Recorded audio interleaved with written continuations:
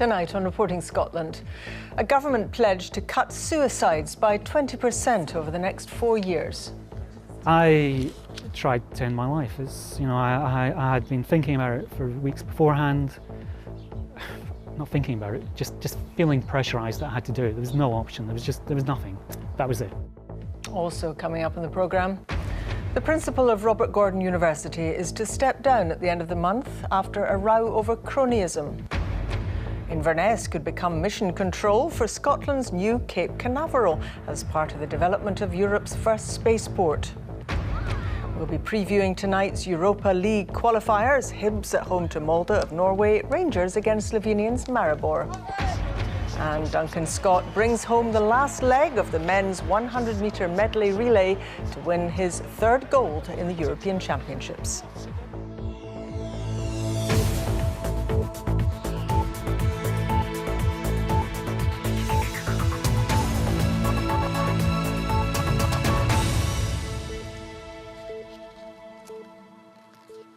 Good evening. The Scottish Government have set a target of reducing the country's suicide rate by 20% by 2020. Last year, 680 people took their own lives, with a slight increase in the number of men affected. Stephen Godden has this report. As a volunteer, George Roy offers the support and help that once he desperately needed himself. It was 5 years ago. His relationship had broken down and he was homeless. I tried to end my life. I had been thinking about it for weeks beforehand. Not thinking about it, just feeling pressurised that I had to do it. There was no option. There was nothing. That was it. There was nothing. George says the thought of leaving his young son without a dad kept him alive, and eventually he found his way here to the Orchard Centre. So I needed to speak to somebody. I knew that for that whole year when that wasn't happening. When I met John, I could say to him how I felt, and he took me seriously. I tried saying it to some other people through the NHS, and I had some very bad experiences of that. Every community in Scotland is affected by suicide. Over the last decade, rates have come down, but they remain the highest in the UK outside Northern Ireland, with 2 people a day taking their own life. This morning in Bonnyrigg, Scotland's Mental Health Minister met George and others at the Orchard Centre as she announced the new action plan. Among the measures included more workplace training, including for all NHS staff, a new national suicide prevention leadership group, and a pledge to review all suicide deaths to see if lessons can be learned. Get that sense of belonging. Accompanied by £3 million of investment, more support for bereaved families is also promised. We want to ensure that people can access help when they need it. We want to ensure that when people are distressed, that it's recognised by people. We want to ensure that there are services in place for people when they've been bereaved by suicide, and these are the things that we've been getting asked for and that we want to deliver. The 2 years it's taken to produce the new action plan has been criticised. Charities had also spoken of their disappointment with earlier drafts, but today they welcomed what they heard. Clearly they've listened to the voices of those affected by suicide. They've listened to the needs for mandatory training for people in the NHS on suicide prevention, to the needs of a consistent approach to crisis care for those who are struggling with the challenge of suicide in their lives. These are really important elements of the plan and we're pleased to see them. Expressed in cold statistics, the aim is to cut the suicide rate by 1/5 within 4 years. In human terms, that means doing more to help those going through the toughest of times. Stephen Godden, Reporting Scotland, Bonnyrigg. The remains of a baby have been found at a flat in Glasgow. It's thought the baby died several weeks ago and was concealed at an address in Denniston in the east end of the city. A woman said to be assisting with police inquiries, and a post-mortem will be carried out to establish exactly how and when the baby died. Police are treating the death as unexplained. 2 men found dead in properties less than half a mile apart in East Renfrewshire were brothers. The body of 29-year-old John Mitchell was discovered in Newton Mearns on Sunday afternoon. A short time later, his brother, 28-year-old Scott, was found in a house in nearby Moorhill Crescent. Police say the cause of both deaths is yet to be established, but one line of inquiry is that they may be drugs related. The principal of Aberdeen's Robert Gordon University is stepping down after a cronyism row. Professor Ferdinand von Prążynski will leave at the end of the month, saying he hugely regrets the reputational impact for the university. But the appointment of his successor has sparked further claims of jobs for the boys. Fiona Stalker is outside Robert Gordon University for us tonight. Fiona. Good evening, Sally. Well, very quiet on campus behind me. Many of the students still on their summer break, of course, but plenty to talk about. Let me just remind you about the background. Professor von Prążynski is stepping down in the aftermath of an internal investigation after his business partner was appointed as a vice principal. Now, he didn't declare that. The investigations panel said that that was an oversight, but that it had caused divisions and reputational damage to RGU. And the professor is leaving, as he said, at the end of the month. He thinks that that will help RGU recover from this affair. But tonight there are fresh claims of jobs for the boys after the university announced that the current deputy principal, Professor John Harper, is taking over as principal as the top job, and that has angered some. To just shoehorn, the favoured son into the role really smacks of cronyism. Maybe Professor Harper is the best person for the job, but I think staff and students would feel much happier if there is a proper, full recruitment process. Now, we asked RGU for an interview. They said that no one was available, but they did give us a statement saying that Professor Harper's appointment was unanimous by the board and that he was the ideal candidate for the position. They said that his appointment was in line with the university's recruitment procedures. Fiona Stalker, thank you very much. Inverness could become mission control for Scotland's new Cape Canaveral as part of the development of Europe's first spaceport. Greg Clark, the UK Government Business Secretary, visited the site in Sutherland today alongside some of those developing the rockets. Ian McInnes has more. It wasn't a normal commute for a Secretary of State today. Many's a minister who's got bogged down. But it's partly the remoteness of this site which makes it ideal for rocket launch. Certainly, again, this is commercial launch, so we're not... And it could have knock-ons across the country. It'll have a big impact in terms of jobs, in terms of companies coming to locate here in Scotland and the rest of the UK. And of course, I'm sure a lot of people will want to come and do what we've done, come and see the site and possibly come and see a rocket being launched. And that will be another spectacular addition to what is a spectacular area. Rocket developers Orbix and Lockheed Martin were here today too, to show firsthand how this vertical launch site could work. And it seems Inverness could be in the running for mission control. Ultimately, we'll put in place around a 3,000 square metre factory and around 150 jobs in Scotland that'll support this activity, including mission control, which people will know from movies and so on, but a real mission control where you can watch launches as well as directly here at the site, also with the big video panels and things in the main headquarters. The Highlands is one of the candidates, and the Highlands have been very good to us in supporting this site and helping our company get into this position. So, I'm quite loyal to the Highlands, and I hope we can find a solution there. Many here in the North feel there are huge opportunities, both here at the launch site and across the Highlands as a whole. I think it's fantastic. I think back to 55 years ago when Dounreay came here, and that has provided a tremendous economic legacy. While this is clearly of a different scale, it is reinforcing the fact that in the Highlands we do clever things with clever people. The Secretary of State's visit here to the north of Sutherland has certainly highlighted some of the challenges facing the development of a spaceport in this region. But if all goes to plan, we could see rockets launching here from as early as 2020. Ian McInnes reporting Scotland on the Moyne in Sutherland. An investigation is underway after an external panel fell from the 10th floor of Scotland's newest hospital. NHS Greater Glasgow and Clyde say no one was hurt when the decorative cover tumbled from the Queen Elizabeth University Hospital building in Glasgow this morning and shattered near the front entrance. The UK government has has moved to reassure business leaders in Scotland as fears grow of a no-deal Brexit. Leader of the House of Commons, Andrea Leadsom, said it was not the government's intention to leave the EU without a deal. But Scotland's Energy Minister Paul Wheelhouse said a no-deal Brexit meant a higher possibility of a second independence referendum. Our political correspondent Andrew Kerr has been following developments and he's in Aberdeen for us now. Andrew. Sally, well, we're here in Aberdeen tonight, and of course there's a charm offensive going on just now. Theresa May and her senior government ministers are trying to sell the so-called Chequers deal, the Prime Minister's vision of a slightly softer Brexit, and the Granite City was on the charm offensive map today.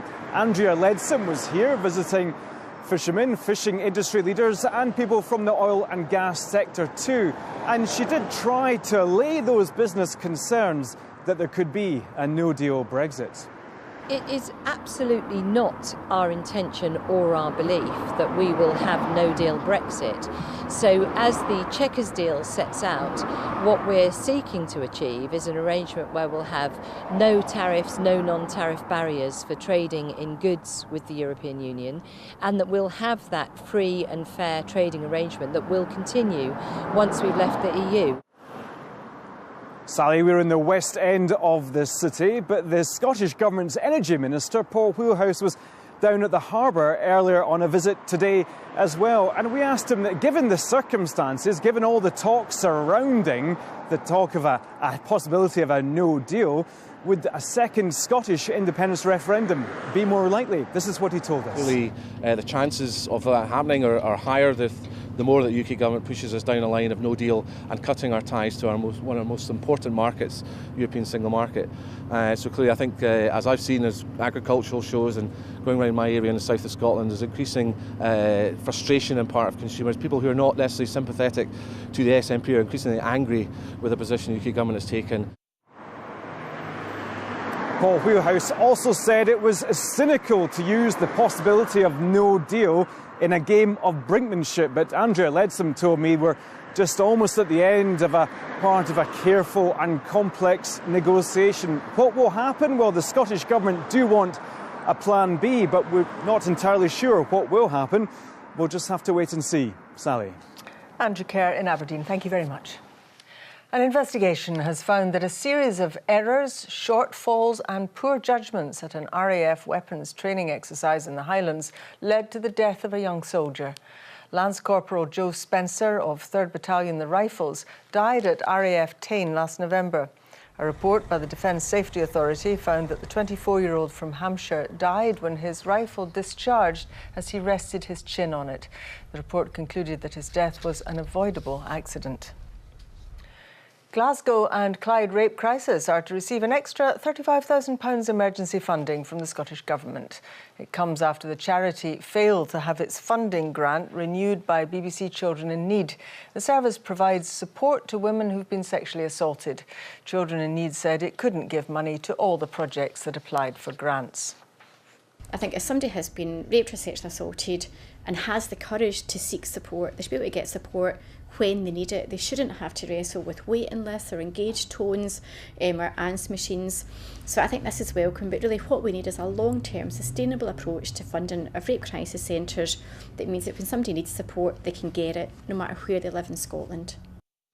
Radical plans to reduce air pollution in Edinburgh could see parts of the city becoming largely traffic-free.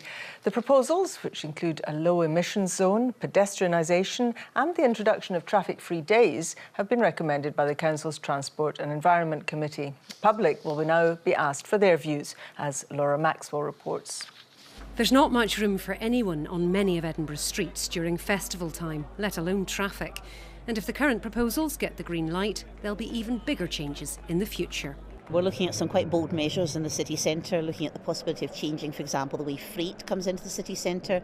We're looking at the way in which certain streets are pedestrianised, how people interact with the city centre. So a variety of bold, strategic developments. Edinburgh isn't alone in making changes. Glasgow has already announced plans for a low-emission zone, which will be phased in later this year. The Scottish Government wants every city to introduce one by 2020. All of this is about reducing air pollution. Dubbed the silent killer, it's estimated around 200 people die every year in Edinburgh alone from poor air quality.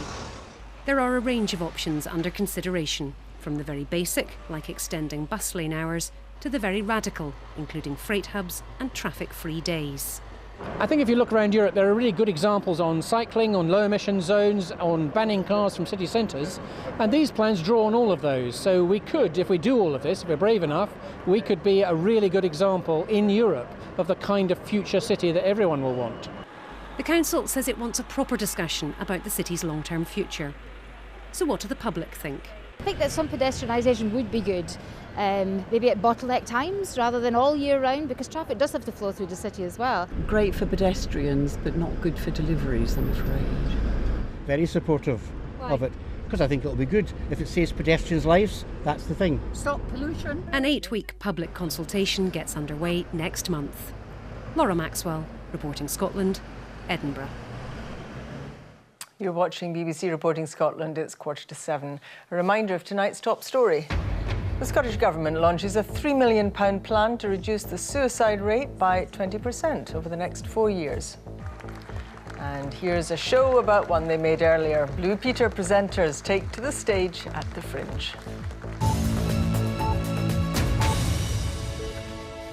Two of Scotland's biggest salmon producers say they've made a significant breakthrough in the rearing of fish that keep sea lice off salmon. It means they can now limit the numbers taken from the wild. Our environment correspondent Kevin Keane reports. A fresh delivery of wrasse for this fish farm in Loch Leven. They're cleaner fish which attack and eat the parasitic sea lice that live on the salmon. The industry's been breeding them since 2010, but only now have they created their own brood stock. They hope it means they can become self-sufficient in them within 2 or 3 years. We have been putting out fairly small quantities of farm wrasse, and they've been working very well. But it's only this last year, last 6 months, where we've now developed techniques now to completely close the farming cycle. The cleaner fish are being put in the same cages as the salmon and are a natural way of trying to keep sea lice numbers down. There's been huge concern that the industry doesn't have a sufficient handle on this problem, with some of the chemical methods deployed heavily criticised for polluting the seas.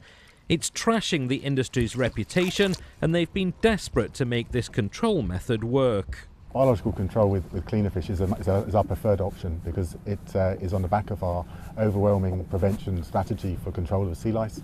But we still will require the availability of tools such as delousing technologies and also other alternative methods, including veterinary medicines when required. A big concern about wrasse is that most have been taken from the wild, and environmental groups say there are big questions about the impact that's having on stocks. They are nowhere near producing enough wrasse to deal with the problem, and in the meantime we are hoovering up our wild wrasse stocks, wiping them out. As Scotland's biggest food export, salmon is vital to our economy. Green groups say they'll keep up the pressure on the industry so our marine environment is protected. Kevin Keane reporting Scotland, Loch Leven. The Scottish swimmer Duncan Scott has delivered again at the European Championships. He's just helped Britain to gold in the 4x100 metre medley relay. It's his 4th medal at these championships. Jane Lewis has been talking to him. Well, here at Toll Cross, that's the European Championships over as far as the swimming is concerned. And what a European Championships this man has had. Duncan Scott, you took them home there in the relay for your 3rd gold of these championships. How does that feel? Yeah, no, it's a pleasure. It's always great swimming with those guys. You know, you go into the call room with Jimmy and Petey, and it sort of fills the room with confidence. Well, Duncan Scott now 1.5 seconds. We've got to take off. Sum up how important these European Championships have been for you, because you've delivered and you've really built on what you achieved at the Commonwealth Games. How important was that for you to do that? Yeah, I think British swimming have always sort of emphasised this as the key meet of the year. So it was important trying to sort of either replicate what I did in Commonwealth Games or improve on it. So yeah, no, I'm really happy with how I've swum here, and moving on some events and others, just trying to sort of stay with what I did in Commonwealth Games. But yeah, no, I'm delighted with this week. It's been great. And the Scottish crowd embracing swimming out there again. How much do you relish swimming again in front of a home crowd? Yeah, no, I've been so lucky. The home crowd's amazing. Glasgow puts on a show no matter what sport it is, and you know, the crowd this week's been phenomenal. You know, with the fire before we go out as well. You know, they've put on a show which has been amazing. So yeah, no, it's been really good. Obviously, you're halfway through this Olympic cycle. Is your mind now on Tokyo 2020? What's next for you? What next for me is a nice free break. But yeah, no, I think, you know, I'll come back after the break and, you know, I'll sit down with my coach Stephen at University of Stirling and we'll speak about what's happened this season and then looking forward. Yeah, you know, Tokyo's there, but, you know, it's so tough because, you know, I'm still quite young, so 2020 might be too soon, it might be 2024, but, you know, this is my first proper 4-year cycle as such. So yeah, but I think you still need to take it 1 year at a time. You know, still Worlds next year is going to be really big, so it's just going to be difficult each year. Very many congratulations for your European Championships. You've been a star in the pool. We have loved watching you. That's Duncan Scott there. As I say, the swimming is over. That man there has certainly played his part for Scotland and for Britain, of course, as well. Jane Lewis there. It's another big night for football in Scotland. Both Rangers and Hibernian are hoping to take a step forward in the Europa League with a place in the final qualifying round up for grabs. Brian McLaughlin has more. Two clubs, one common goal: to try and reach the group stages of the Europa League. Tonight at Ibrox, it's the Slovenian side Maribor standing in Rangers' way, and the Ibrox club's fans are confident of a positive outcome this evening. I think it's definitely going to go Rangers' way. I could see myself being quite positive and going for a 2-0 win. I'm hoping it's going to be a good game tonight, a really good game tonight, and I would like to see them win. Definitely a win. Well, hopefully Rangers will win. 2-1. 2-1? 2-1. No, they can't. They can't. 2-0. 2-0. Yeah, because we don't want them to score an away goal, which is bad for us. Right then. Over at Easter Road, Hibernian will try to replicate their narrow success in the last round when they defeated Asteras Tripoli from Greece. Standing between Hibernian and the final qualifying stage are Molde from Norway, managed by former Manchester United striker Ole Gunnar Solskjaer. It's a game that I hope is going to be full and a sellout, because my players, they raise to those kind of challenges. That's a highlight for some of these players, because we've been brought up with British football and the atmosphere and mostly Premier League, of course, but this is something that the players are looking forward to. Hibernian have been preparing without John McGinn after his move to Aston Villa was confirmed. Manager Neil Lennon thinks the task ahead is very similar to that of defeating Asteras. I don't think there'd be much between the teams really. I thought Asteras were a very good side, you know, so it was a good scalp for us. So it may be a step up, but not much. I don't think there'd be much in it really. Both games though sure to be tough tests for our Europa League hopefuls. Brian McLaughlin reporting Scotland, Edinburgh. They've all at one time or another scaled the heights, jumped out of planes, handled live animals in the TV studio, you name it. But for 5 former Blue Peter presenters, their latest project, a play at the Edinburgh Fringe, is the biggest challenge of the lot. Our arts correspondent, Pauline McLean, reports. We're Dick and Dom, if you didn't know, and we're a double act, yes, and we're doing a show. This is our first ever show at the Edinburgh Fringe. Children's television is a huge part of the Edinburgh Fringe this year. Dick and Dom among those with a show. The diamond anniversary of a diamond show. One that presented a vision of a world worth growing up in. One that I'm grateful to have been part of. Yeah, and one that changed all our lives for the better. But few can hope to reach as wide an age range as Blue Peter. This stage play featuring 5 presenters from 6 decades of the programme. The whole play is set in the green room, and that's where actors relax a little bit more, or TV presenters will have a glass of wine and tell you the gossip about somebody else. So it's that kind of warm feeling of them all getting together again jointly to accept this award on behalf of Blue Peter. I've been here many times before, but I'm always struck by just how different Scotland is from England. Blue Peter has been to Edinburgh before, but a show at the Fringe was a new challenge. Well, I think all of us felt we didn't really want to just sit on high stools and give anecdotes. We can easily do that, I can talk for hours. Yeah. But I think the thing that unites us is that, first of all, we were all actors before, and also we all love being on the programme, and that's a big thing. You know, we do genuinely talk about it amongst ourselves all the time. So when Tim said, I want to do something and let's get a structure, I thought, yeah, that sounds great. Hello. Hello. 60 years on, Blue Peter is still going strong, and the hope is that this stage show will also continue after the Fringe. Well, it never leaves, does it? It doesn't never leave. leaves. I'm very happy with this. I mean, I don't know how long, you know, if we're still doing this in 6 months' time, I don't know whether I'll still feel joyous about it, but it's fun. It is fun. And it's really nice to get back to acting. Holly McLean, reporting Scotland, Edinburgh.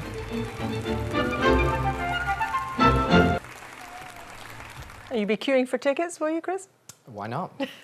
Sally, thanks very much indeed. Hello there. Well, we've had some sunshine around today, but also a number of sharp showers, as ever, beautifully captured by our weather watchers. Thank you very much indeed for those. And over the next few hours, most of those showers will tend to fizzle and fade away to leave a largely dry night, but they do hold on through parts of Argyll in towards the Highlands and Islands, perhaps 1 or 2 across the southern uplands.